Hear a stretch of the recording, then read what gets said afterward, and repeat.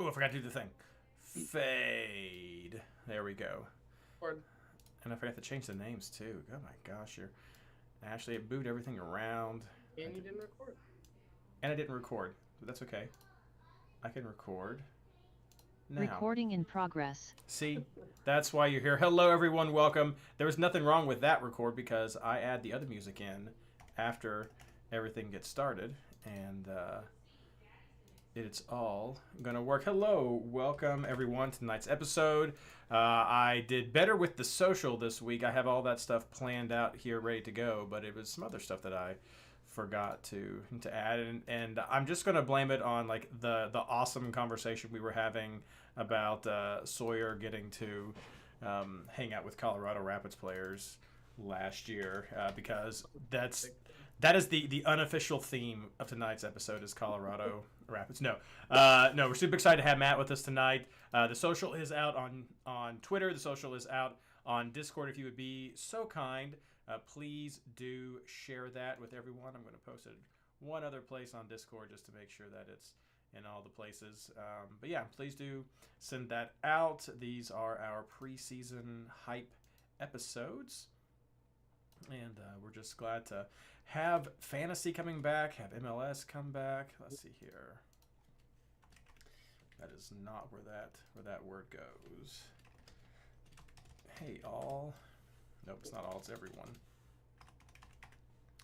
I'm going to ping everyone, and then people are going to be mad at me, but it's my server, so I do what I want to. So there we go. Oh, bam. All right, there we go. Thanks, everyone, for joining us.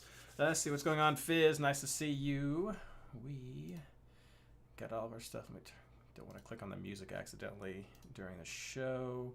There's the plugs, and yes, excellent. Well, fantastic. Well, then we will just get started and do the recording. Hello and welcome, everyone, to the second episode of our 10th season of the MLS Fantasy Insider, our preview of the Western Conference. This episode is brought to you by... Actually, a brought to you by sponsor this week is super secret closed door information, and I'm not able to share that with you. Sorry. Actually, brought to you by the amazing MLS Fantasy Insider Patreon supporters. It's because of you that we're able to keep this project going. Learn more over at patreon.com/MLSFI. Information will be updated there soon. Just waiting for the game to open before we do that. But patreon.com/MLSFI. I'm your host, Reid Connolly from MLSFantasyBoss.com, and tonight I'm joined by my co-host, Ashley Savage. We'd also like to welcome our special guest, Matt Pollard from Burgundy Wave and Last Word on Soccer. Reid, thank you so much for having me. Very excited to talk about MLS Fantasy and the fact that we are talking about it in a Rapids context and not which attackers am I selecting who are playing against the Rapids. I'm so excited with this offseason, Reid. I don't know what to do with my hands. Well, we are so excited to have you joined, yes. And yeah, that was very much the thing last year. It was like, all right, who's playing Colorado? We'll do that. Who's playing? Okay, we'll do. There's just like, yeah, who's playing Chicago? Who's playing DC? Who's playing Colorado? All right, there we go. There's 2/3 of my team right there. Oh no, though. This could be the turnaround. We'll get into it. Maybe not for Chicago, but we'll see. Probably not for Chicago. Stoked to be talking about Colorado tonight. Very nice. What's going on, Cam? Nice to see you on the show. As I mentioned last week, so welcome back everyone who joined us last week. If that's your first time joining us, we have the podcast that comes out pretty much every Monday, depending on if any crazy thing happens with MLS, but we have the show coming out to give you some tips and tricks and just insights into the fantasy game. Tonight we're going to continue our preseason previews with the Western Conference, but just like last week, I'm going to take a moment before we get into departures and additions and all that good stuff to look back a little bit as we continue to celebrate the 10th season of the MLS Fantasy Insider podcast, revisiting past moments, past voices. And for Matt, we talked about Fripp last week, but for Matt, doesn't go back quite as far, but the first information I have on the site, and there's two different sources here that I can talk about, but on the site it goes back to 2018, and that was when Matt first helped out with our team preview series of articles, and that was during, and also the round one episode of the fourth season of the MLS Fantasy Insider, and so he pinned the LA Galaxy preview at that time. I don't think you were quite doing stuff with Colorado then. Is that right? Would have just started at that point. Just Reid. started. So yes. And the other fun fact that I thought Ashley would enjoy as well is on that episode, I went back through and checked. Not on his own, agreeing, which may have been agreeing with everyone, but Matt, you tipped Nico Ladero as the captain for that round, which was Seattle versus LAFC, which Seattle lost 1-0 during that game. So not the best, Nico not the best. traps a lot of people. Nico trap he's a trap.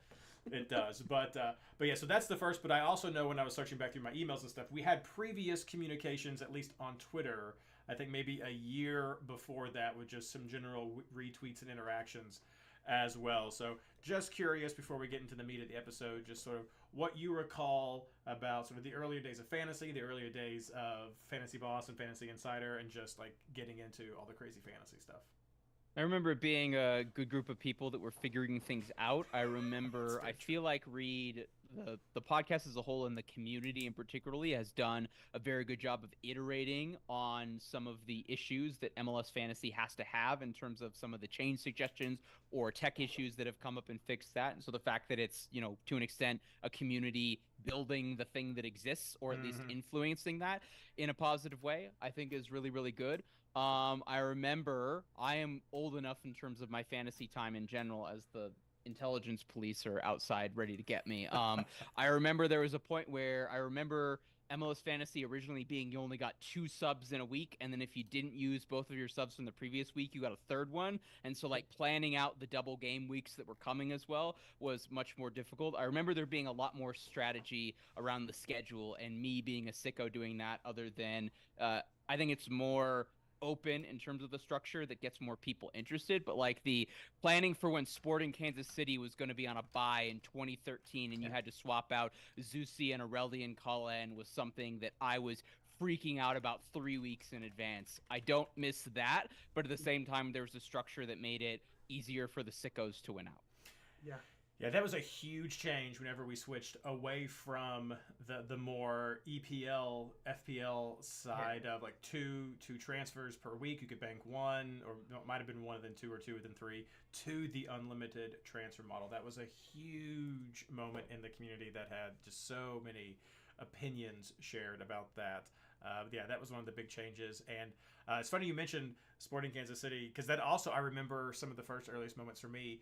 We still played fantasy through the playoffs, and the teams just whittled down. And so there was one point I remember where it was just like, and the number of players you could have from each team increased, where my entire team was just like Sporting Kansas City and Houston players as we were going through there. Like my entire defense was Houston and all this kind of craziness. So it's ridiculous. But I used to have the championship scarf right here beside me for Sporting Kansas City, but it has since come Phased off out. of the rack. Yes, it's phased out because I do have behind me the whoosh. Here we go. This hand, the 2023 Columbus scarf. I did. Doesn't that hurt you? I did. You're good with it? I usually buy these things like the week after the game, and this year the MLS website sold out before I even made myself go in to even attempt to do it. And so I did find this one online and was able to get one. So the scarf wall has been updated with. I had a placeholder scarf there last week, but the scarf wall has been updated with the Columbus. But of course, right below it, I got the autograph picture of Lucho Acosta right underneath there, which I was quick to jump on that one because I knew who was going to get named MVP of the league, and so I was like, yoink, and then it went up in price on eBay after that. So I was like, haha, that's the insider knowledge right there. But yeah, no, early days, all sorts of craziness has happened. It's been a long journey, and we have been very thankful to have Matt join us multiple times, both in written digital form and on the show, to share his advice. And he's even been a champion of our MLS Fantasy Insider Hosts Invitational League in the past as well. So a decorated host that we have joining us tonight, and very, very excited because there have been all kinds of changes going on in the West, and we have Ashley and Matt here who know exactly what's going on out there. And You Westerners. yeah. And I'm very excited for Matt to get a chance to talk about Colorado Rapids, because I do think it is a night and day sort of team. And so we'll definitely be doing that. But just like last week, a little bit of a reminder with the housekeeping coming up right after this.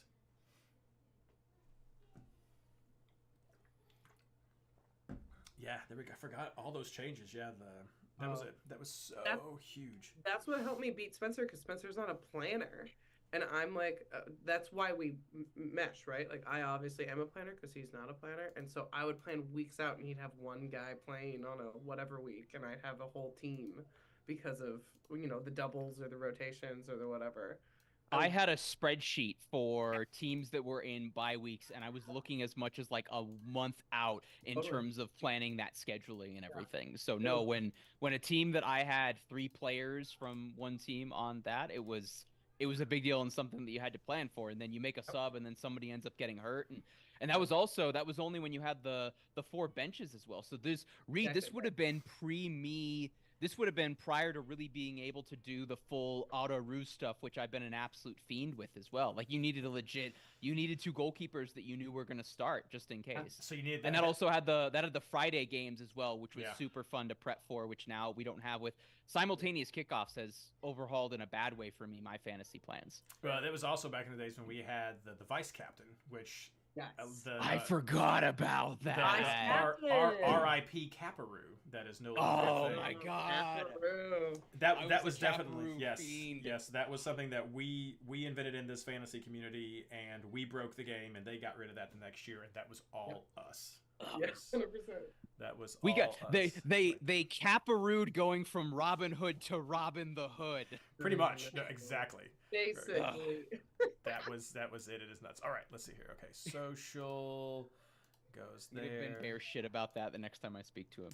Yeah, I don't remember Ben did that. Ben Jada was still there at some point when I think that was Ben Jada when that happened. But Ben Bear definitely remembers. Okay. Ben Bear definitely remembers.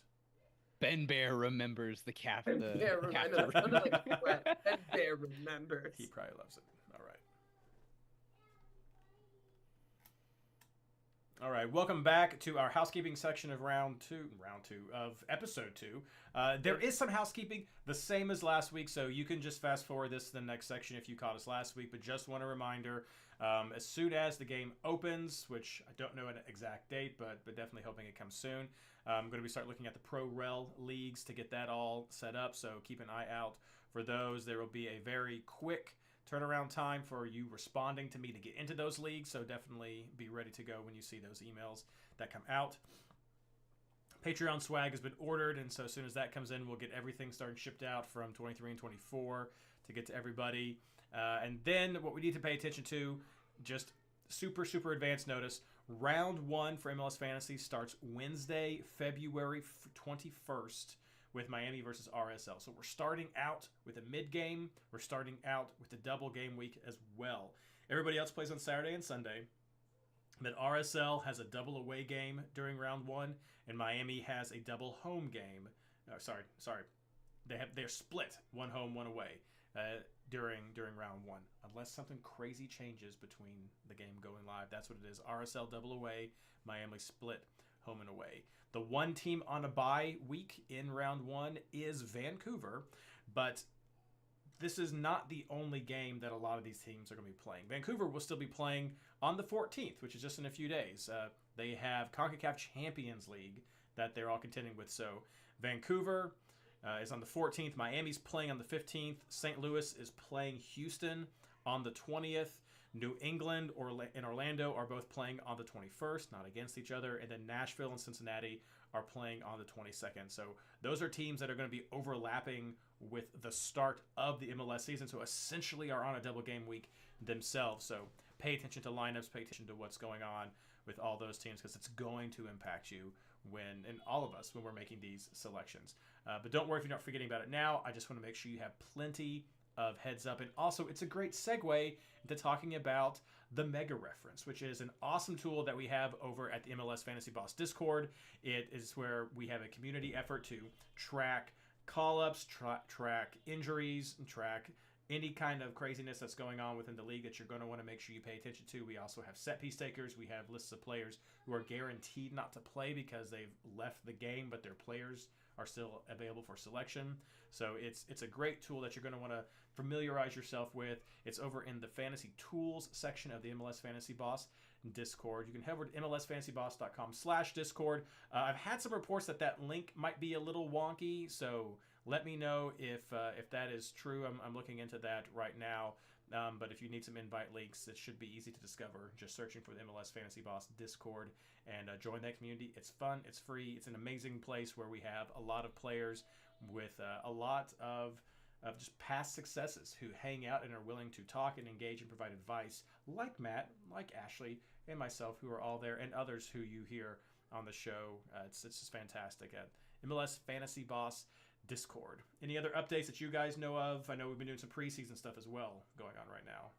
Hey, Reid, if someone wanted to contribute to that stuff so that it's most up to date, especially if they have sources inside the Rapids training facility, how would one go about doing that? Well, it's very easy. When you go to the Discord, you can always look up Christian Ward, or you can look who's Crossword, and you can also look up Ranchinator, Tyler, who's on here before, and just ask about contributing. Any of the moderators can do that if you ping the moderators to help get you involved. There's a special role we can give you to give you access to be able to edit and get involved with the information. So it's a great community event that we always love to have people help just keep up to date, because as we know, unfortunately, it's many times we the players who are a bit more informed or a bit more up to date than we're going to see with injury reports or even official disciplinary actions going around the league. So just get in touch with the moderator, and you too can contribute to help share the player and fantasy data with everybody else. And Reid, if I can give another shout out as well, I've convinced a couple of years ago, last year, I had 2 Rapid season ticket holders who were new to fantasy, had done it for the first 2 or 3 weeks and then completely forgotten about it. And the Discord community was something that had them more interested in it. And in particularly for Eastern Conference teams that they didn't watch a whole lot of because they were driving to the Rapids game by the time those games were happening. For me, where I find the most value in contributing and in talking with people is when there's a lineup that gets dropped and then iterative making your changes on the fly. The community is very, very good in terms of, I have a question about this, what are some of the other options? And I feel like there's not a lot of gatekeeping, Reid, in that it's the experts who are looking for a differential are open to sharing some of their ideas. So quite literal insider trading on the MLS Fantasy Boss Discord. Absolutely. People are always willing to share. And even speaking of lineups, there is a separate channel where people, where it's not open to everybody, but people go in and post the lineups as they're dropping. RIP Twitter API. But they will post those lineups so that when people can react, some of the information is coming out there so that you can see it and make it available. And I love that. I love that story of getting people involved in fantasy and keeping them in fantasy, because that's what our project has been all about. We definitely, if you're new, we talk about some advanced tactics. We talk about players. A lot of people involved would probably be labeled more hardcore because they are watching lineups and making changes, but that's not the only way you have to play. I mean, we're here to try to help give you advice so that you are aware of some of these players, some of these options, and just so get those names who you may not be familiar with, so you can consider adding them to your team. But we're all about fun, all about just doing the best that you can. And as long as you're playing, that's why we have the Pro Rel League. It's just for fun, for people who have different flavors of a game that they want to play, and we're happy to have. We have people who do their own draft leagues as well. It's just all about how you want to have fun, and this community is there to help provide that. All right. Well, speaking of all the players that we want to talk about, a lot of moving and shifting has happened in the Western Conference, and so excited to jump into that right after this. You feel like there's more? I feel like there's more. When we talked about the East last week, I feel like I had to Google, basically. I feel like there's so much more movement in the West. Would you say? Yeah, I feel like there's a lot of teams. There's a lot of teams that stood pat or didn't. There are more Western Conference teams that made 2 or 3 big moves than there are, in that regard. Philly's basically running it back, given that Wagner and I feel like there were more coaching changes that were significant. We said the word Philadelphia last week. I don't think we did. No, Philadelphia was basically I got another quarter in my pocket. Let's try that one again. Yeah, I don't think we did. There's a couple Western teams we'll talk about: Houston, Minnesota, St. Louis, kind of. I don't think. Yeah, but I got those at the bottom too. There's more known quantities in the East based on there's more slight iterating, whereas I feel like there's a key shift in what was going on in Seattle.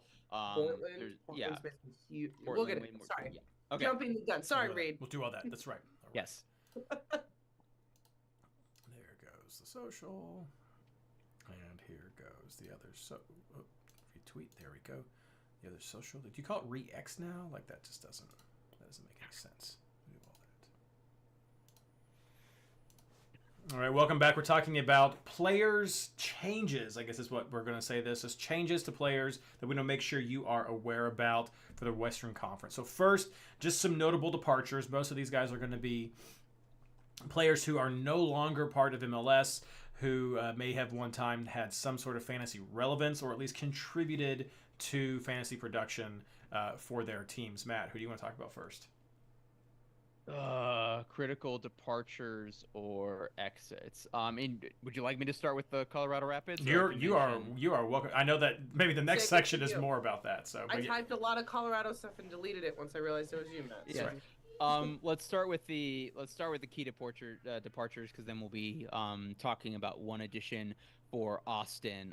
Lots of turnover for the Colorado Rapids. A lot of those were players who were not expensive nor valuable when it came from an MLS fantasy standpoint. The two big departures that you have are obviously Jack Price, who you wouldn't have used in MLS fantasy because he got hurt in the second home game of the season with a torn Achilles. He would have been a good defensive bonus and then a good set piece assist provider. And then Diego Rubio, who was the one consistent attacking piece you had for the Rapids from start to finish last year. He's going to Austin, where I'm convinced that he's going to play. He is going to have good moments when he, Driussi, and Jossie Zardes are playing well together. I don't think that is going to be very often. Like, I do not understand the Austin FC approach of, you know what we really need to do to improve our offense? Bringing back the 2022 Colorado Rapids strikers. And so I'm not going to say that Jossie Zardes is washed, but he's a very known quantity, and he has a very low ceiling in terms of what he can do. Driussi is one of those unicorns that you have in MLS that I would equate to Thiago Almada, to Emmanuel Reynoso, where they're going to get theirs regardless of whether or not the team is around them. Is the team good enough to then amplify that? And then do they amplify players who have a good price differential? Timo Pukki in Minnesota, for example, would be a good comparison for that. So I think Driussi is still going to be good. When Rubio plays and Rubio is clicking, he's going to be good. Whether or not anybody else is going to be good around them, and whether or not, I think that will lead to Jossie Zardes getting a lot of opportunities that will not necessarily lead to goals. I do not think Austin is going to be a very good team this year. I do not think that they will make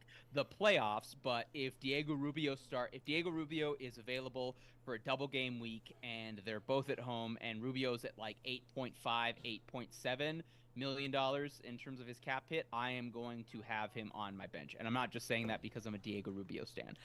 Reid, give me a position. Either tell me to start with the forwards and work my way back, or start in goal and work my way forward. Because otherwise, I'm just going to talk about the Rapids for an hour. Well, we will do that one. I'll let Ashley talk about departures, yes. and then we'll let you take a breath and organize your thoughts, and then we'll hit position to position to let you just celebrate, because that is part of what this is going to be. Yeah. Ashley, notable departures. I gotta start up top. I almost moved it to the end, and I was like, no, let's just get it out of the way. Nicolas Ladero. It's so relieving and sad to see him leave the Sounders organization. He didn't leave in a way that I would have liked. We felt similarly generally as a fan base with Osvaldo Alonso. It felt like there was a very business transaction that happened upon departure, which is, the nature of the game. But the Sounders act like more than a business when things are good. And then there tends to be this tradition of treating you as a kind of a product on the way out. Obafemi, Osvaldo, Nico. It's not my favorite thing about the Sounders. That being said, I'm content as a fan and a fantasy player to have him leave the organization, even though I consider him the most decorated Sounder of all time. 191 club appearances, 41 goals, 80 assists. The 10 that drove this franchise to all of its major success. And definitely a player that, like we kind of joked about in the jump off, but he was a constant captain for a very significant amount of time. Depending on the matchup or Sounders at home, Nico Ladero was your guy in fantasy. And so I'm interested to see how he fits in Orlando. I do think it's a good fit. We kind of alluded to it last week, but just having him leave this club, the Sounders weren't a team you picked up a bunch last season for offense. And I think I said it so many times on the show, like to the point where I started to feel bad myself. But I would just say, like, no, don't pick up Nico. Please don't pick, like, don't do it last year. It's true, very true. Yeah, so I'm interested to see how he fits in that system, but it opens doors for some new arrivals, which I'll talk about when we get a little later. Another big one for me, a player I liked to pick up, he would be my go-to if I knew he'd start, especially on a double, because I feel like LAFC played all of last season on a double game week, it felt like. But Diego Palacios left LAFC to go to Corinthians. That was a little surprising to me. Great player. Really contributed to that team. He's Top gone. defender as far as fantasy points goes for LA. Yeah, I mean, if Blaine were here, he'd tell you Palacios, Hollingshead, two best outside backs in MLS fantasy. Kellen Acosta also leaving LAFC, going to Chicago, which we touched on when it was rumored last week. It went over the line since the episode, but just a really interesting end place for me, for a player that is still actively vying for starting minutes with the U.S. men's national team. But, no one asks me for these things in their decision. So interesting to me. I think he won't be a player I pick up in fantasy for Chicago. I don't think. Another LAFC, Chiellini, retired. I don't think I added him to a team once last year. I think he definitely contributed to the kind of like strength of that back line a little bit. But definitely, not a big impact to the game. A big impact to the game, and someone that snuck up on a lot of people's radars last year was Savarino for RSL. Gone. Traded outside the league. Very interesting. I mean, they did bring in, Chicho Arango, who, as anyone who's ever listened to me talk knows, I'm a big fan. Not a like-for-like player, not even the same position, but still I can see how they might part ways with him as a DP after bringing in Chicho. Another player that I liked as a sneaky bench pick, inexpensive, and a team that really kind of came and went as far as offensive success was I always say it wrong, Gio Aquini for St. Louis. He's out of the league. And then they also traded Stroud, which was like a low key. When we talk, next week we'll start getting into budget picks and how to price rise and how to build value in your team. And he was one that really built, I'd say, the bulk of my budget at the start of last season. So interesting to see him leave as a regular starter. And then I got to get into, little brother down south, but Portland just cleaning out. New coach, much to the Timbers Army's dismay. And then they declined options for both Blanco and Nias-Goda. Seeing Blanco leave feels weird. I'm okay with it, but it's still kind of weird. Nias-Goda opens up a DP spot, and then they transferred out Yimi Chara, another DP spot. So Diego Chara playing there, still brotherless now. Very interesting. And then the only other two things that were notable to me was Richie Larea looks like he's not re-signing with the Caps. It seemed like something that they were really trying to push over the line and make happen after he was a version of their wrestle replacement. I mean, not even, but like, the two of them playing at the same time was kind of fun for fantasy, but looks like Nottingham Forest, the fee's too high. He won't stay with the Whitecaps. And then Gadi Kinda left SKC for an Israeli club, which I found very interesting. I kind of wish Blaine was here. I should ask him more about it. But that just felt like an interesting move. But it does open up a DP spot for them. And it's just one more player, that we, of all the ones I just said, that we definitely touched on, if not weekly, at least often. So just one more player out of the fantasy game, that we have or, would pick up over the course of a season. So lots of change. Yeah, for me, not too many more to add. So one I'll just start with is at the time of this recording, Carlos Vela is still not with anybody. Yeah. He is. So that pretty much puts it. It puts an end to the ACV put debate. their hands up? I'll put my hand up if we. No, always Captain Vela if it was not already done. It is officially done now. With him no longer part of LAFC as it appears. Two kind of just personal fantasy things for me. Will Bruin has been cut, no longer with Austin. Tier right there for the Dancing Bear, who was just one of those random players for me fantasy wise. You could throw him on a bench every now and then, and something would come periodically. Just sort of enjoyed seeing him do well. A lovely person. We were Correct. privileged to meet him a couple of times while he was with the Sounders, and just an absolutely lovely human being. Yeah. I mean, I don't know him, but like seems to be, as far as fan interactions go, just a lovely, lovely person. Yeah, always enjoyed Will Bruin doing well. But also Barrios is out, and so my Barrios is out. Again, more of a me thing. Was not retained by LA Galaxy, and so for those of you new, Barrios for me was always a player that whenever I had him, he never did anything, and whenever I didn't have him, he would do something, and then to the point where you'd be like, okay, I'll bring it back. Nope, then he didn't do anything again. So whenever you hear that reference on the show, that's the kind of player we're talking about. If it's a Barrios for you, maybe an unjust title given to him, but that's what's happened on this show. More for real ones. Jefferson Severino gone with RSL. He was our top scoring forward last year. Cade Cowell gone to Chivas. One that I want to mention more because he seemed to always have a positive fantasy impact for his teammates. Yeah. So he made the team better. That's tended to result in the teammates getting. I mean, from what we saw last year from the data, his team scored more points when he was in there. So that is gone as well. And then I lied. One more, just selfish one to say Graham Zusi. Not under contract as of this podcast. Just a tip of the hat to one of the few players who has spent his entire career with a single league. So just have to. It used to be a very go-to fantasy player. Not as much in the past days, but just want to make sure that acknowledgement. I would say Graham Zusi and Matt Beasler collectively made it so that MLS players could say DP me. Do you know what I mean? Like those two guys post that World Cup were like, listen, pay us our value. Look what we've done.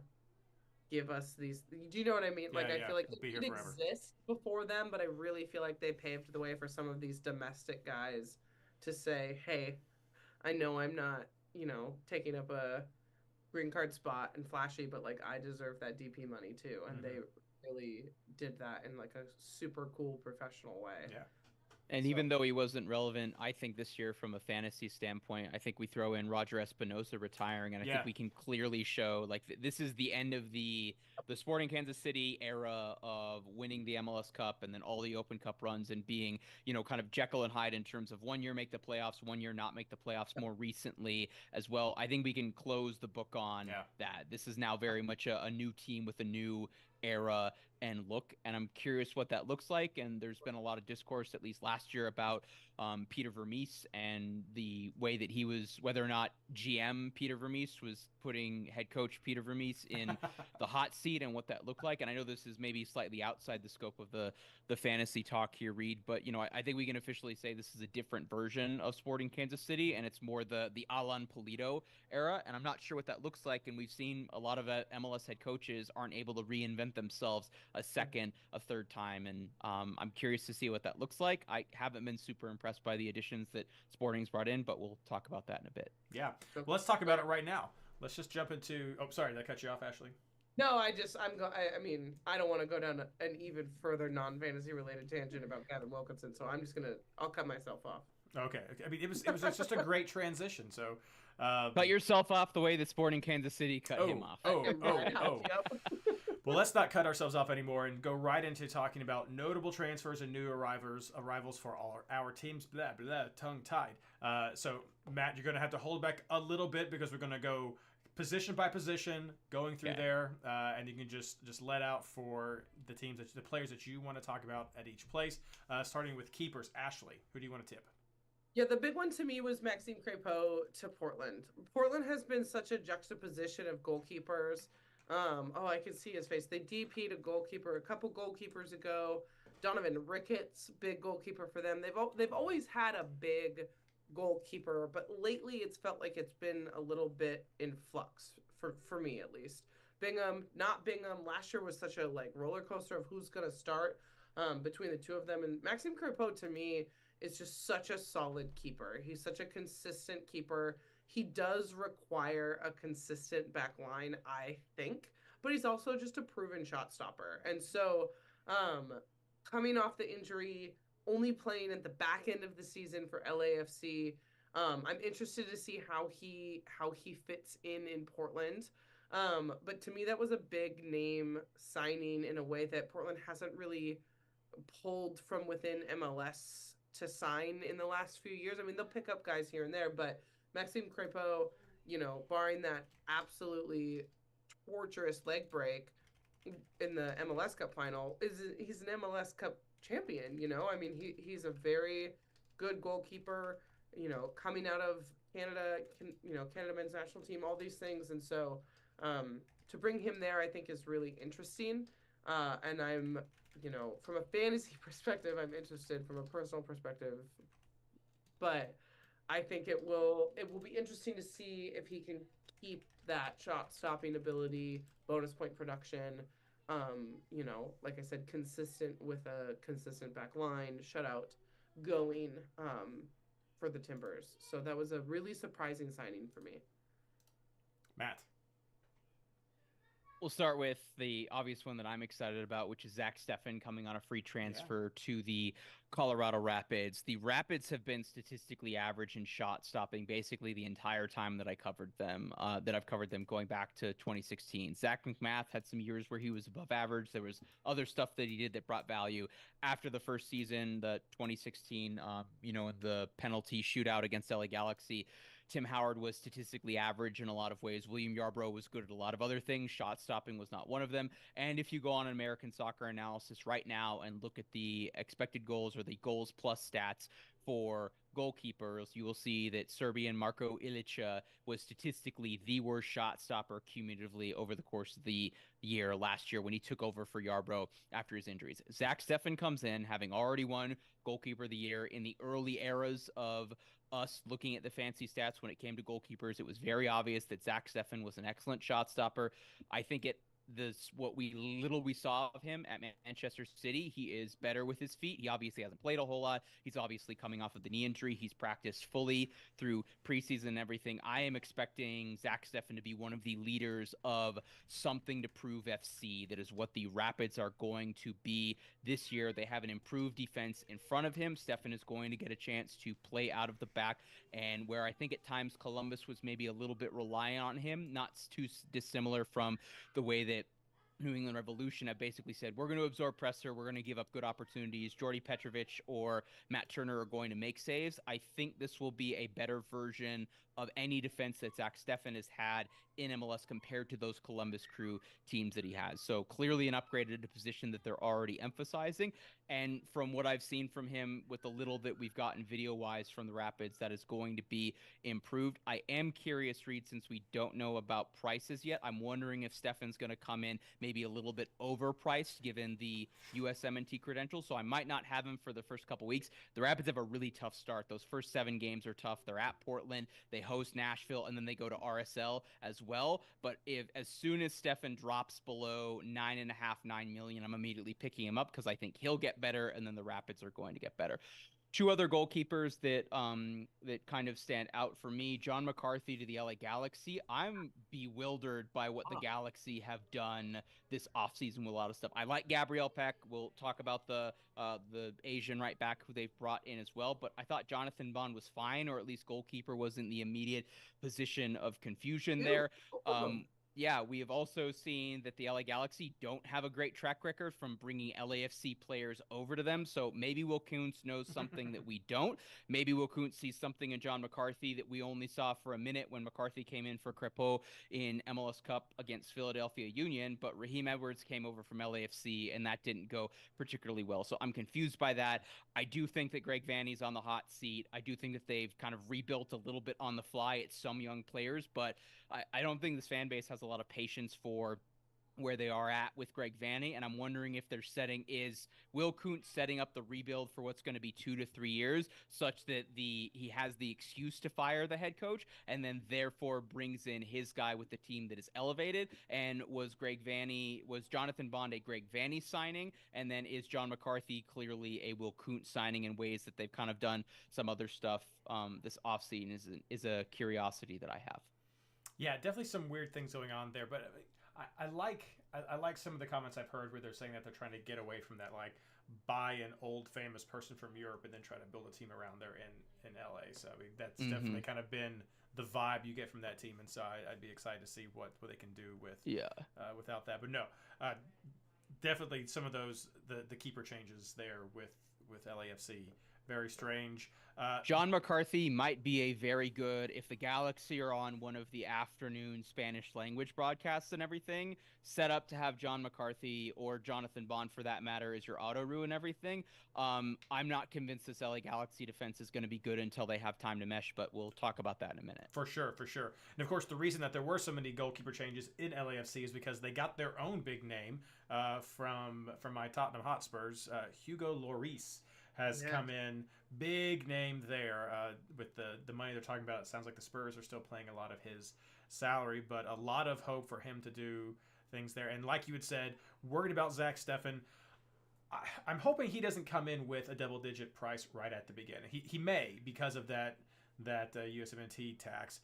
I expect Lloris to be like pinging the needle with goalkeepers coming in. I mean, it's recognizable name, coming to a big club, just a lot of expectations there, just that European tax that's going to be added on for the fantasy thing. So he's definitely going to be a guy that is going to cost you if you bring him in. You're going to hope he's worth what he is priced at, and he's probably not, just the way that keepers tend to be.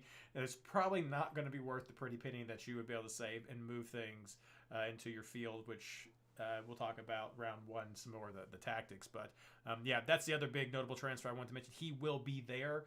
And who knows, when you're flush with cash, maybe you want to take a look at it and see what he does down there in LAFC.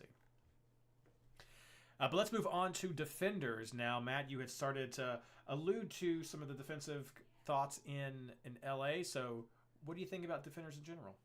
Yeah, Miki Amin, the right back who is Japanese, who's complementing Yoshida, the Japanese international center back who they brought in towards the end of last year. I'm really curious.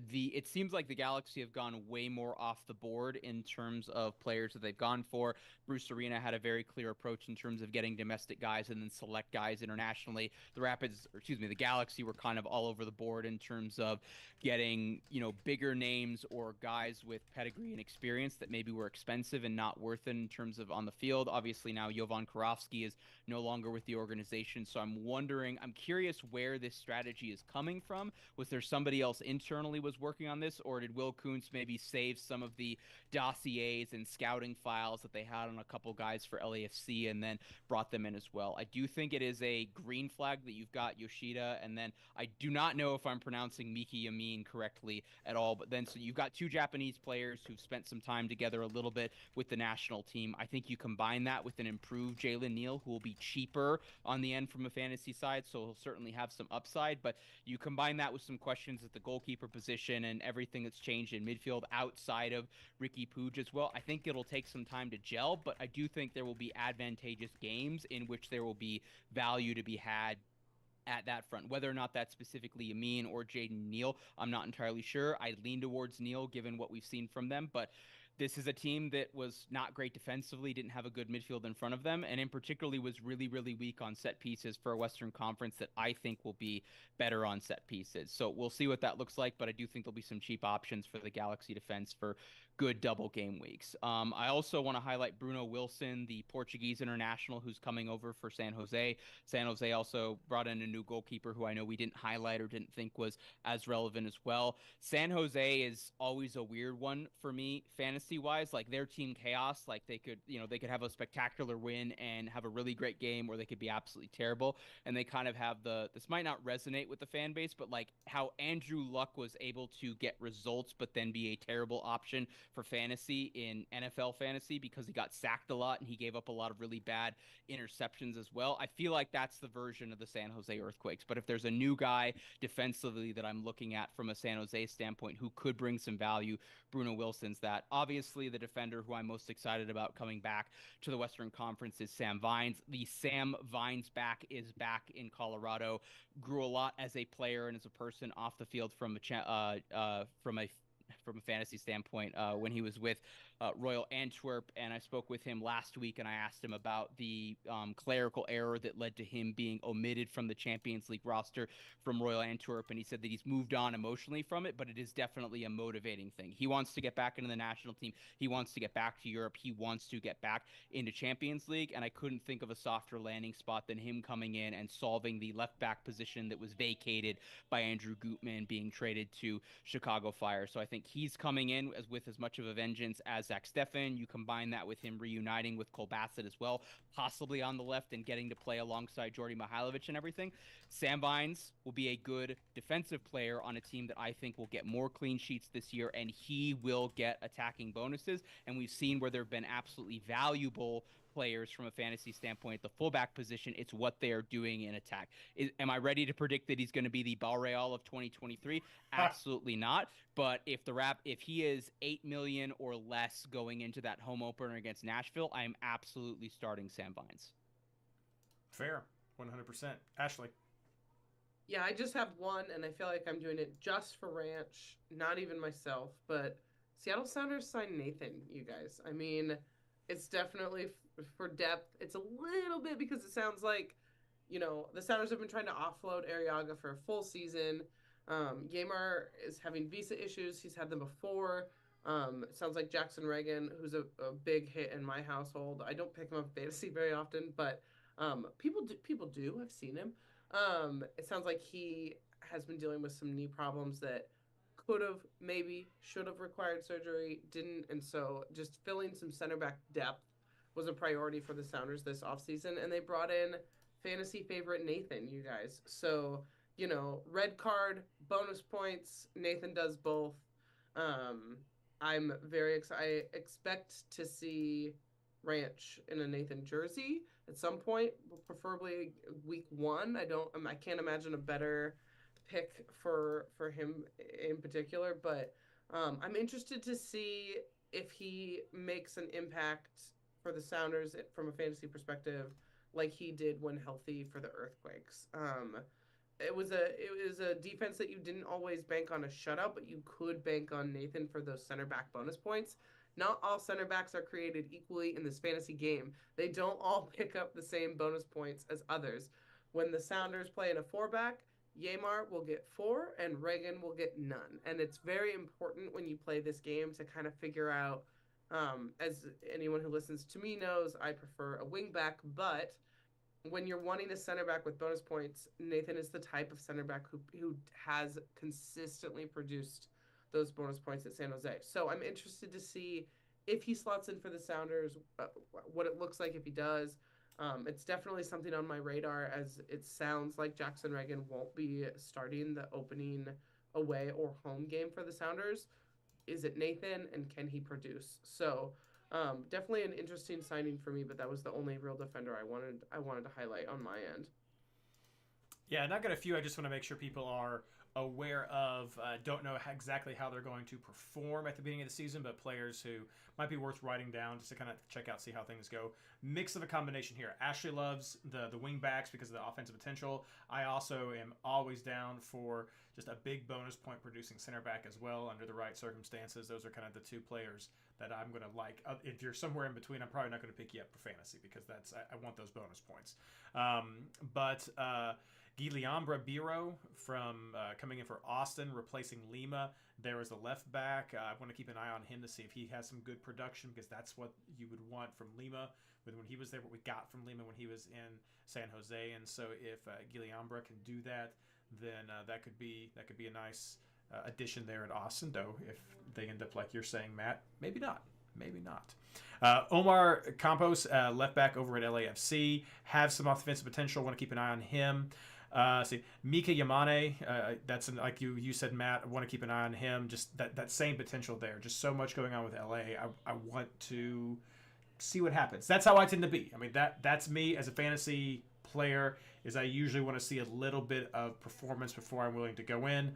Others maybe are willing to jump in and get some of those bigger points when they're coming up there, but I tend to want to see some of those results first.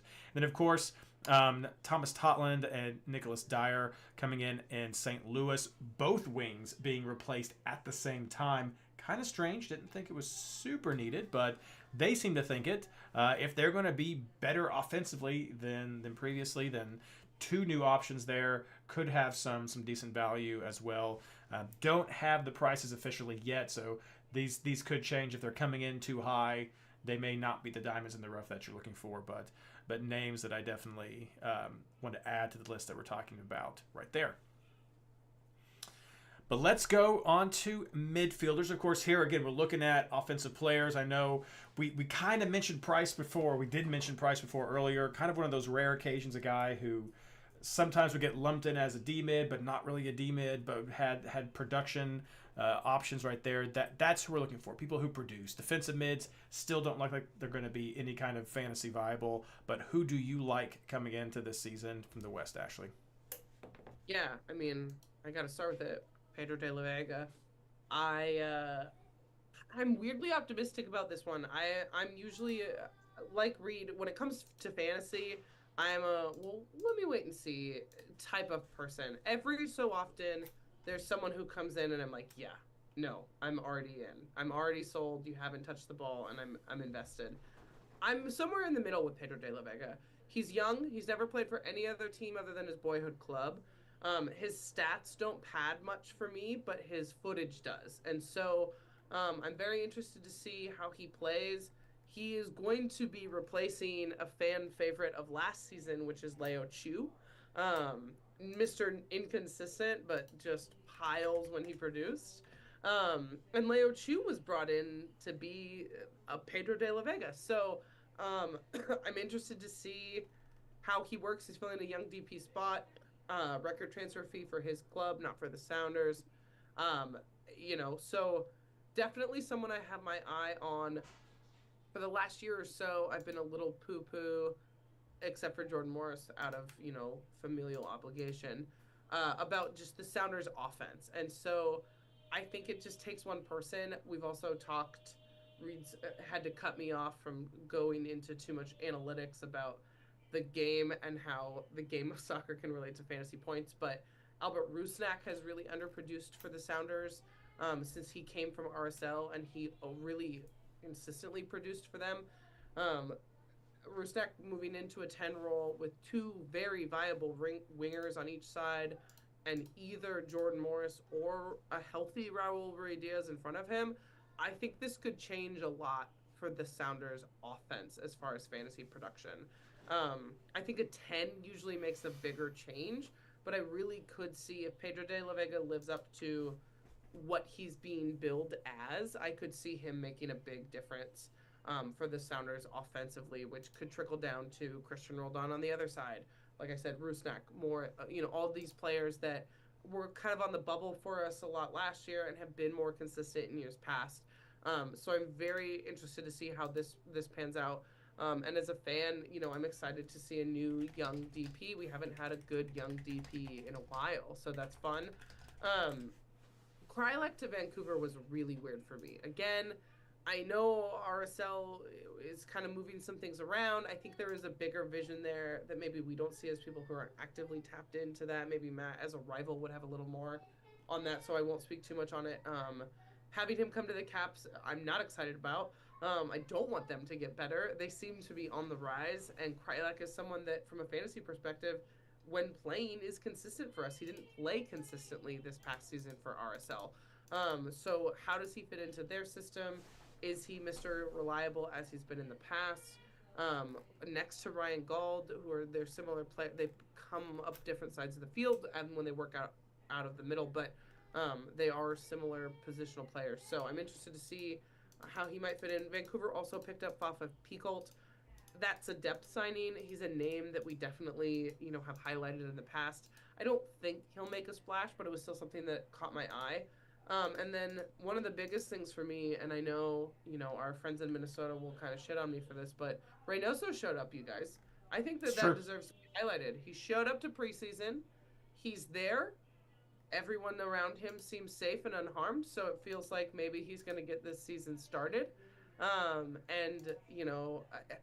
I have no idea what is or isn't real outside of the field for him, but on the field, that guy produces, on a level that we expect tens to produce, and he is a consistent producer of bonus points, goals and assists as a 10. He's done it without a striker. Now he has Pookie. And so I'm interested to see what a full season without the off-field issues bring for Reynoso. I mean, I know he didn't show up initially, but he did show up. So, that's a step in the right direction, I guess. And then there was also a big announcement out of RSL today. I'll let Matt take that too. Something that seemed a little interesting to me, kind of another player that I feel like the stats don't support, but I love when we get a good championship level midfield signing in MLS. So, yeah, that's it for me. Let's start with Damir Krejci since you brought him up, Ashley. The big thing for me, to your point, is whether or not he stays healthy. If he stays healthy, he is maybe not a dark horse for MVP, but like 15 to 20 goal contributions, late arriver in the box and everything. And he was kind of at his best when he was in this weird hybrid role of like the 4-2-4 that Pablo Mastroeni would play, where he was almost a regista defensively, and then going forward, he almost turned into a false nine. How much of that was Krejci being creative and maybe having a couple big moments in playoffs or against better teams, given that Pablo Mastroeni, when it comes to his offensive tactics, he is a blunt and simple instrument. Vanni Sartini is also a vibes guy, but I do think he has some nuance to him, and he's clearly shown that in terms of his tactical approach. I think where Krejci is super useful is he's not being brought in to specifically be the guy in ways that I think RSL expected him to. He is a complement to already the cooking that you're going to see from Ryan Gauld and from Brian White. And so I think that's where it's really valuable in like having a double game week where Minnesota had 2 home games, and you would have the Scandinavian guy for Minnesota, whose name is escaping me right now, where you would have Robin Lod on your bench, and you would start Emmanuel Reynoso because of what Reynoso could bring out or make happen for Robin Lod. I feel like Krejci is in that. I still want to see him be consistently healthy in order to see that. I thought he was good in that Champions League game that we saw on the island, against Tigres the other night. So certainly excited what to see with it. But certainly he's going to be a complementary piece for Vancouver. If I have the budget for Brian Wright or for Ryan Gauld, there's no question that I'm going for them. I think he'll be better than Serge Cordova, and that's an improvement from Vancouver from a secondary fantasy option, certainly. And then let's bring up, so Matt Crooks is the RSL signing that they've brought in from the championship, who's a versatile midfielder. I saw him in games where he played when they were in when Fulham was in the championship last, and by championship standards, I thought he looked okay. Reid, this is a really good idea for an article of like the every English championship player that's come in and what they've done fantasy-wise, because I feel like they've been below average to like absolute bust, and then we've also seen guys come in from the English lower leagues and be absolutely fantastic players, not just Bradley Wright Phillips as well. So like I feel like it's going to be one of the other. If he's coming in to fill 2/3 of the back third, going in terms of the back of the pitch from what Damir Krejci has been, I think that's totally okay. I do think that RSL has lost something in Jasper Loffelson. I'll get to him in a minute as well, but I'm curious to see how RSL uses him, and given the exodus that we've seen from the Real Salt Lake attack, what role is he having, and then what's going on around him. So it's something, to your point, Reid, about how there's a bunch of moves that are happening that I'm curious, that I'm keeping like in my mental notes for what I see in the first 2 to 3 weeks of the season. Matt Crooks absolutely is not starting for my fantasy team against Inter Miami for that week 1 as well, but if I see a couple good things from week 1 to week 4, and in particularly if I see improvements from week 1 to week 4, by the time we get to that first double game week, if RSL has a favorable schedule that I'm looking at, it's something that I'm paying attention to. When I pick my RSL players that will inevitably destroy the Colorado Rapids in week 3, Matt Crooks is not the one that I am looking at, certainly. Which brings me to the two big additions that we've seen in the midfield for the Colorado Rapids. Jordy Mihailovic is coming in, listeners, and similar to Sam Vines, he is, and Zach Steffen for that matter, he is immediately solving a problem that they've had. He absolutely is an upgrade over Diego Rubio. I have some qualms about some of the players that the Rapids have brought in that are replacing Price, or what Chris Armas is going to do tactically in order to replace him in the aggregate. I have no concerns about Jordy Mihailovic being as good or better than what Diego Rubio has been for the Rapids on a per 90 basis. This is a guy who, at his ceiling with Montreal, was, a top 5, a top 10 finisher, will get votes in top 10 finisher in terms of midfield production in fantasy. From a greater MLS standpoint, will get votes for MVP as well. He is going to come in and he's going to cook and do stuff on that left side. Combining with Sam Vines is going to be fantastic. He is going to create chances for an Omir Fernandez, for a Rafael Navarro, who are going to get opportunities, and he is going to be a compounding positive influence on what was a better version of Cole Bassett after Robin Fraser was fired in the final 7 games of the season. So even if you're not looking at Jordy Mihailovic, who I think, similar to Stefan, will probably come in with some USMNT, some European tax as well, I don't think that'll happen to Sam Vines. But if Jordy Mihailovic is there, Cole Bassett is going to be better. And whoever that third guy in the 4-2-3-1 that they're playing, I think it's going to be Omir Fernandez in the long run, but he has had some injuries and hasn't been as involved in preseason, so that's where you could get a really good roster budget differential in terms of a Calvin Harris or a Jonathan Lewis being on the bench for $6.5-7 million, and if they score a goal, they're going to bump up $1 million plus in those first couple weeks as well. But Jordy Mihailovic is absolutely going to be, when I think about stacking my 5 midfielders, when I usually go the 3-5-2 formation as well, Jordy Mihailovic is absolutely going to be one of those 3 or 4 number 10s that I look at bringing. I'm curious to see whether or not Jasper Lofelsund straight up wins the number 6 position next to Connor Ronan in the 4-2-3-1 for the Rapids. And if he does, I think we could see the best imitation of what Michael Azero was in 2016-2017 with the Rapids, where his ceiling in terms of price is going to be very low and his floor is also going to be very low, because if he's starting, he's probably going to get 2 points automatically just for the playing and everything. He's probably going to get a defensive bonus. He's probably going to get a passing bonus as well. He's probably not going to do a whole lot else going on there. Where I have concerns is him being the ball winner. Does he turn into the bad version of Jack Price, which was just a yellow card machine? If he's a yellow card machine, absolutely stay away from him. But if he turns up to that guy who's always going to get you for sure 4 points, could get you 6, if you're really tight on budget standpoint, that's something to look for. I'm still not sure who that number 6 player is going to be next to Connor Ronan. Speaking of Connor Ronan, Ashley, I know you brought him up a few times last year when it was between him and Bassett if you were looking at Rapids midfielders. I'm looking elsewhere. If Ronan's going to be useful, the Rapids are going to have to come back to being the set-piece kings of MLS. I'm not convinced that that's happening yet. If you're going with the Rapids midfielder, it's Mihailovic number 1, Bassett number 2. Well said. Absolutely. 2 more names I'm going to add to the list. One of them legitimate, one of them question marks. First one is Edward Atuesta returning to LAFC. Historically, he was a solid fantasy producer for LAFC, and last year struggled to really find, in my opinion, reliable midfield coverage oftentimes with LA. So could be a good go-to option right there. And then the other one is Memo Rodriguez, and he is coming to Sporting Kansas City. This looks like it's a depth signing from what Matt Doyle has talked about in some of his articles. But Memo has an interesting fantasy history of being surprisingly a good point generator when he was with Houston. And so if he starts getting consistent time, as you had mentioned, Matt, interesting times over in Sporting Kansas City with some of this new old guard going its way.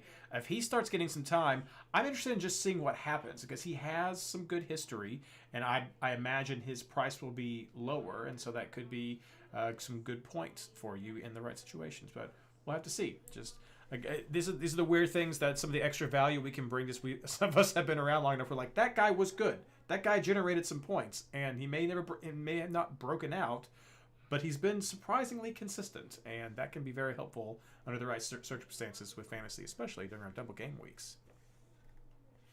All right, let's move on to the final section, forwards. Matt. Okay, I haven't actually started with the. I'll start with the Rapids player. I guess Reid, we don't yet know about positions, so Omir Fernandez may be a midfielder as True. opposed to a forward. He's been a winger. Again, he has a bit of an injury, so I wouldn't count on him for week 1. But I think this was of all the moves that the Rapids made, and a lot of them made some noise. I think this is a sneaky good pickup in terms of if I had to pick a free agent who I thought should have gotten the most interest across like number of teams in MLS. I think you'd be hard pressed to find more than 3 or 4 who would have been more interesting to more teams than Omir Fernandez.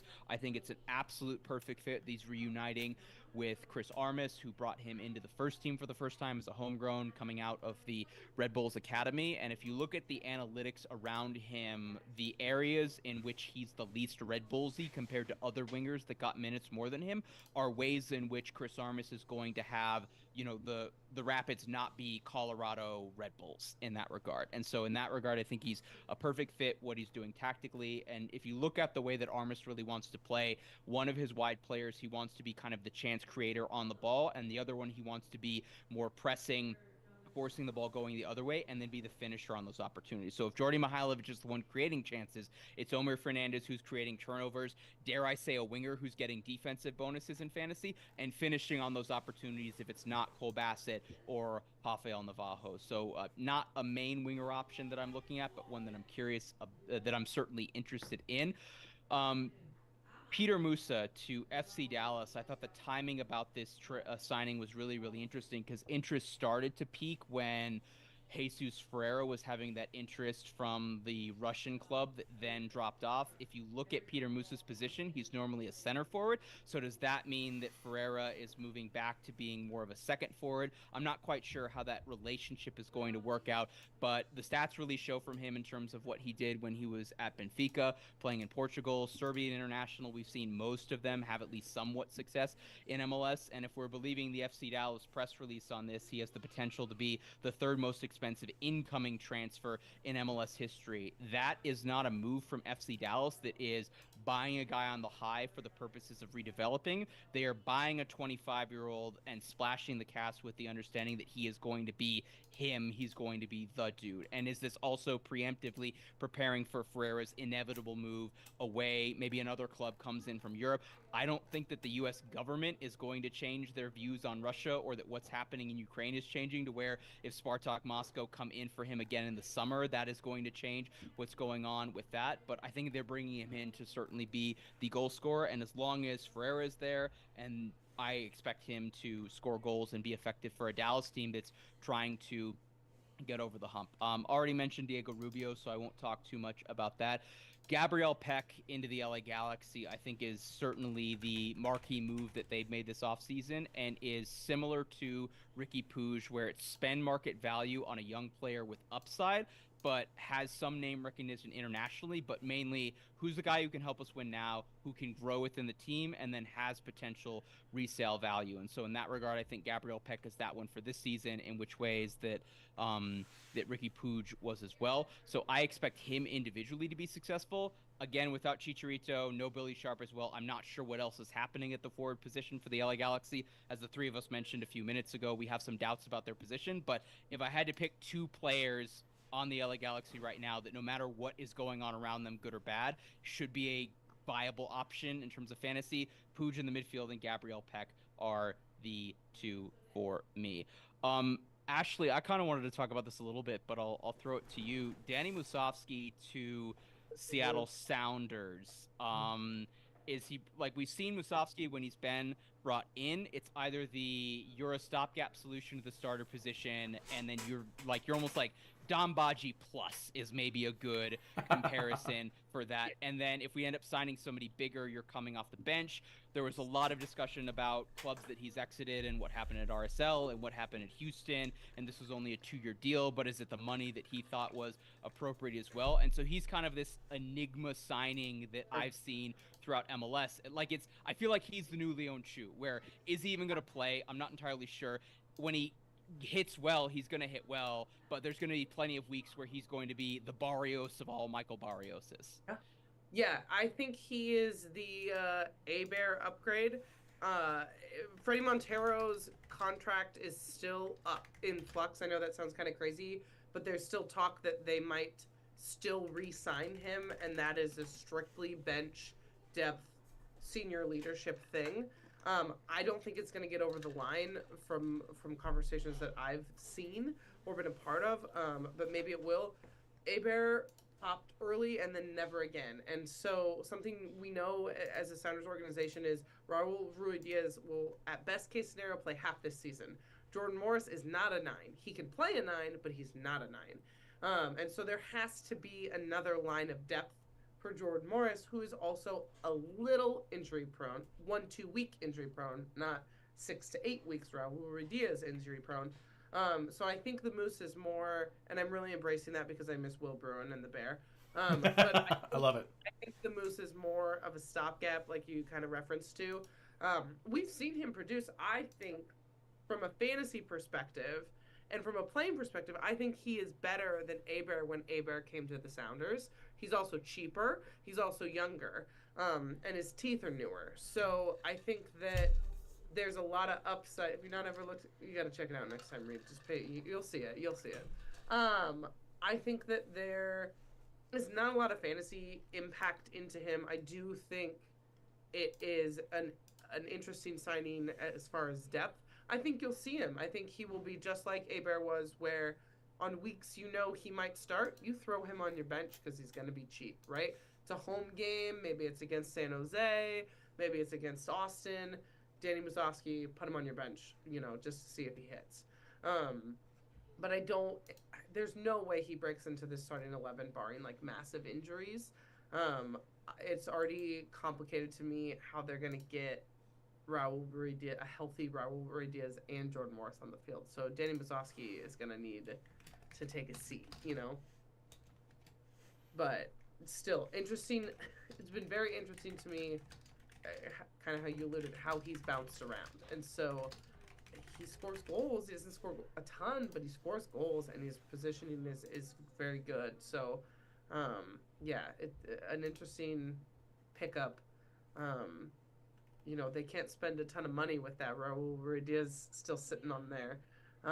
So a lot of people thought they might sign a 9, and instead they signed the Moose. So where it's kind of a red flag for me is that all the chatter coming out of Houston when they were talking about contract negotiations or him staying was he either wanted to go to a place where for sure he was going to play or go for a place where he was going to get paid. And so based on what you're telling me, I don't know that he got the bag. Even then, it's only a 2-year contract.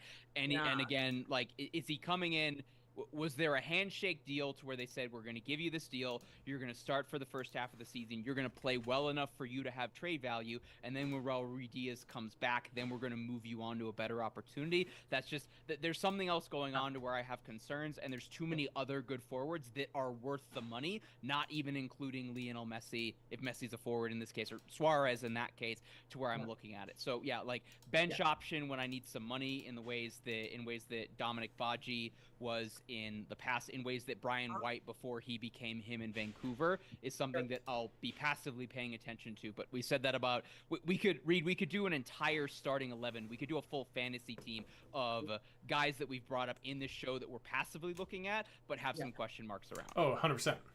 Well, we talked about price rising a lot, and we'll get it. Reid and I will get into it much more next week. But Hebert was a great resource for price building last season because he shouldn't have started, but he did. And then not only did he start, but he scored. And so theoretically, depending on how fit Raul Ruidiaz is, and he posts Instagram stories all the time in ice baths and with things in his ankle and all this stuff, my home threads group chats just light up with these things all the time. I could see, I'm not saying I think he will, but I could see it. I could see Musovsky coming in at a low price, possibly starting, depending on what the formation looks like, before Ruidiaz is healthy. But again, there's this guy, maybe you've heard of him, Jordan Morris, eating up a lot of money, scoring a decent amount of goals, double-digit goals and assists. So we'll see. Interesting sign. It's definitely something that piqued my interest from a fantasy perspective, but I'm not quite sure where he'll fit for sure. For me, Musa was the big thing that I paid attention to from a forwards perspective. I've seen him compared to Gigi a lot, but younger and fitter. And so the things that I don't like about Gigi at Atlanta, is how much he gets hurt. So if you're pitching me, Jesus Ferreira does such a good job kind of filling the under, right? Like playing kind of as a false nine, a borderline 10, which does not seem like what he should be doing, but he does it. And so to imagine him with a GG style striker is fun. I mean, from a fantasy perspective, the both of them, that sounds fun. We've talked about this with FC Dallas for several years. I don't think they've ever grown out of it. It's just a which one do you choose? Who do you choose? Which one is gonna hit, right? So I agree with you, Matt. They're not selling him to Russia. There's no way. MLS just straight up said no, which they don't do very often. So he's going to be here until at least the summer. How do they play together? Which one do you choose? They're both probably expensive. So how does that play into our choice selection from a fantasy perspective? Will be interesting to me. I think it's still fun for the game. I think it's fun for the league. But from a fantasy perspective, where does that go? And then supposedly, if you believe Merritt Paulson, which I never do, and if you believe Phil Neville, which I like to, Portland is looking at a DP striker. A DP striker could still be coming in. I don't know how that fits. I don't look at all the calendars. They get one a lot. Sometimes it works. Sometimes it doesn't. So that's something that's interesting for me. Felipe Mora, Nias Goda, not viable fantasy options at any point. So inconsistent. Did score. I mean, I'm not trying to take away from them as DPs, but from a fantasy perspective, just not viable options at any point in their tenure, at least for me. So who are they going to bring in? How does that person fit? No more Yimmy. We're talking about like mid-tier wingers at this point now. And then Evander was such a roller coaster last year from a fantasy perspective. But a DP striker is still something, my ears perk when I hear someone has picked up For sure. a new DP striker. So I'll believe it when I see it when it comes to Portland, but they've said it enough that I have to think, like, why are you still talking about it if it's not actually going to go over the line, right? When the coach and the owner, who, by the way, I won't go into it, but why is he still the owner? When they both say we're signing a DP striker, someone's going to show up. So I'm interested to see who it is, and that's definitely something I'm looking for, as we progress, as the game progresses. Maybe it's not till summer. I don't know why they're talking about it so much now if it's not, but that's kind of the only other big striker movement that I've been paying attention to. Besides, I am also, I should say, very into Gabriel Peck. I'm very interested to see what that looks like. This post-Chicharito era. We didn't even say that. Guys, we're so mean. Chicharito left. I mean, he got it's like Jack Price. He got hurt partway through the season, and so we kind of we already knew that he wasn't coming back. I know. Now I feel obligated to say it. I'm interested to see in this post-Chicharito. They moved. Who was the young kid? Judd, right? Yeah, Preston Judd. Yes, they moved Preston Judd out to San Jose. I will still never understand how Jovic doesn't get more of a crack at things down there. But so I'm excited about this striker for LA Galaxy. So he and Musa are definitely the two names that I think they're going to price themselves out of my lineups, and the first couple games are a little interesting for both teams. So but I'm definitely excited to see them both in the game and what their prices look like and how they can produce based on the preseason expectations. The last name that I'll add is just LAFC edition with that Vela information still pretty much gone as far as I'm concerned, but with it still some questions around there. Tomas Angel over there with LAFC center forward. Someone to keep an eye on with Bouanga still in the mix. Probably going to be your go-to target as well, but Tommy's got some potential to him as well if you're looking at some other options and maybe even rotations there right there. Otherwise, it covers so much stuff. There are some teams that we did not talk about. I'm going to do a quick sound off of what my thoughts were. If you all have any deeper comments that you want to make, feel free to do that right now as we wrap things up. Did we talk about Houston? Their window's been super quiet. Limited fantasy options, maybe less fantasy viable than at the beginning of the season than they were at the end of last season. Did we talk about Minnesota? No, not really, but they're in better shape than Houston. They didn't have to do a whole lot. Look like they're still going to have some of the still same go-to fantasy options, so just not a lot of change there. Same thing with RSL. Not a lot of change. I'm not really sure about fantasy options with RSL. Maybe some bench there. San Jose, mostly quiet. I'm pushing that one this year. Okay. I think San Jose is mostly quiet. Has some consistent fantasy options, but maybe more of a bench team, with one exception, me. And of course, if we talk about Vancouver, not a lot, but I was mentioning this in chat earlier. Vancouver didn't do a lot, but Vancouver still has a lot of fantasy options that we'll be covering next week. I don't know if they are a 3-player team for your fantasy lineup, but I think they've got multiple options and are always going to be worth considering, at least at the start of the season, depending on fixture congestion for them. But briefly piggyback off that really quickly, because I talked about it last year a lot.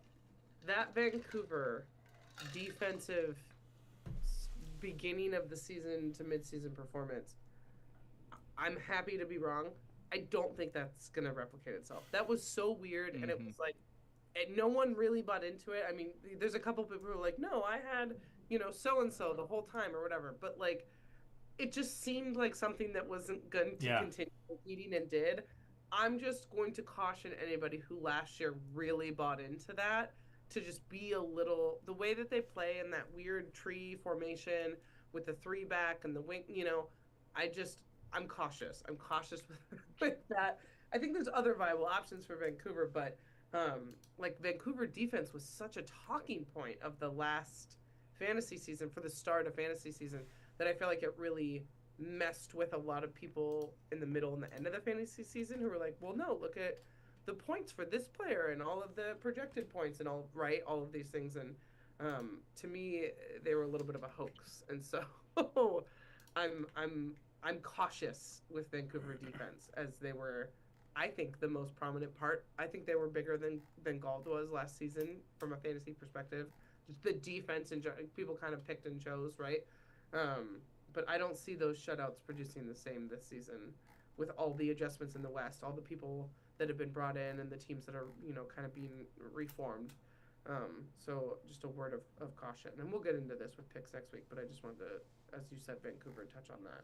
I think Vancouver very much has a chance to be what Atlanta's been the last 2 to 3 years, where it's like they're front loaded on 2 or 3 guys that you're really looking at from a fantasy standpoint. There's maybe one viable defensive player fantasy wise, and whether it's a center back on bonuses or a wide player like Brooks Lennon who's providing attacking wise, but fundamentally it's a team that's going to have to win games 3-2, and that makes it fun if you're captaining Ryan Gauld. That gives you concerns or other cause for pause in terms of the position.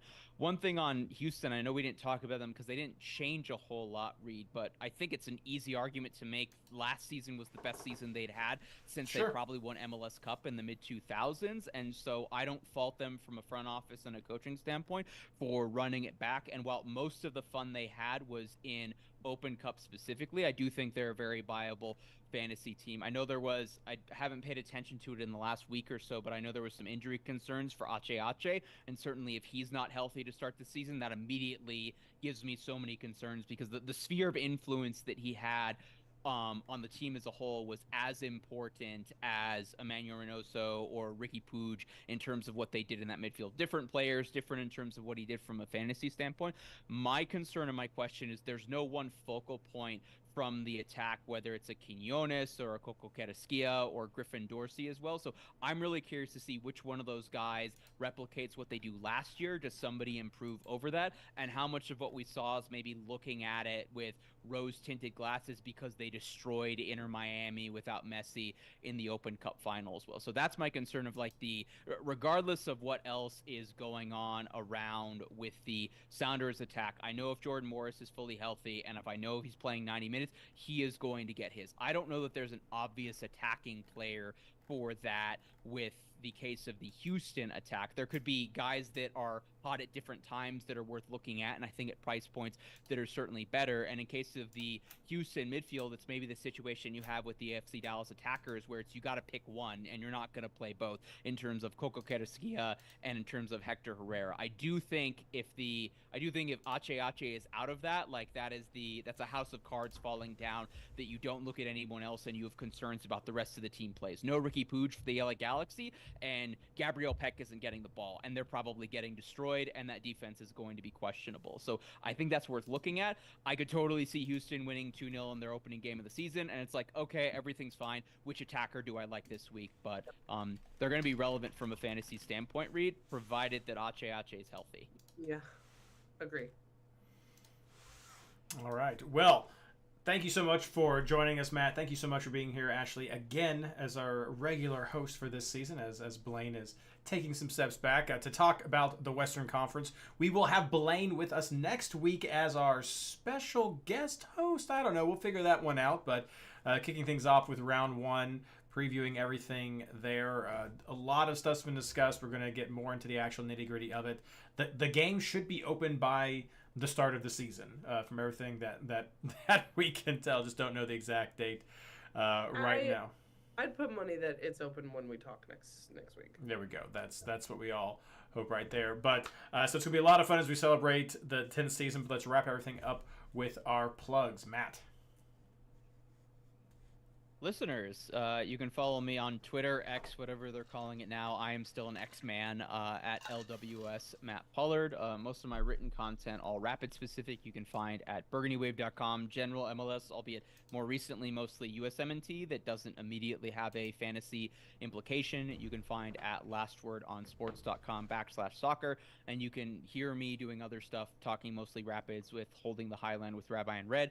Mark Goodman and I will be podcasting tomorrow night at time of recording, doing our full Rapid season preview. And Reid, I promise in the first month of the season, once we know all of the MLS fantasy rules on, I will have you on and we will talk fantasy. And you will have to pick which Rapids player is going to be your Barrios now. Or, Reid, are you going to find a Galaxy player? Who is your Barrios? I didn't mention this earlier. But I was head-to-head with Rabbi in the Holding the Highline Fantasy head-to-head league, and he kicked my butt in the first half of the season. And as someone who cares deeply about his fantasy team, and Rabbi who picks his fantasy team while he is prepping dinner for the evening on Saturdays. So he just did his lineup totally haphazardly. I have spreadsheets and all this stuff and everything, and he beat me. He would not let it go for months on end talking, and I captained Lucho the week that we were playing again in the reverse fixture in the second half of the season, and Lucho had a goal and assist. So I am hereby Lucho Acosta, and I are good. I am absolving him of whatever stuff. He and I are at peace. Doesn't mean necessarily that I'm picking him always, but Reid, I have to know, you have to pick your Barrios that is coming up. I don't know if you can really pick your Barrios, so you just have to define him. Right. But I shall do my best to find someone who has the potential to be my next Barrios. I will do that. I will do that. I promise. Jesus Ferreira. I've talked about it. I won't get too into it because that's a tough one to be. He's much better than Barrios has ever been, but Jesus Ferreira, for some reason, he is my Barrios. We'll see. Do you have anything to plug, Ashley? I have nothing. A Discord. I mean, I know we sound like a broken system over here at this point, but if you're listening to this and you're not on Discord, I think you're not getting the full rounded fantasy experience. And so, just head there, talk to someone, anyone. Definitely, as the season starts to go, that mega reference is crucial. I couldn't play without it. I couldn't play as well without it, for sure. And yeah, that's my one plug for today. All right, yeah, of course, MLSFantasyBoss.com, the Discord community. The Reddit's gone. I see some people posting every now and then, but it's around. But come to the Discord. It's good stuff there. And then the Patreon site, we'll get that updated with the swag information for this year. As we celebrate 10 years of MLS Fantasy Insider, it's going to be a lot of fun. We're super excited for the start of the season. Super excited for the game to open up and see all the official pricing and everything and the new rules. It should be a lot of fun. But until then, as always, good luck.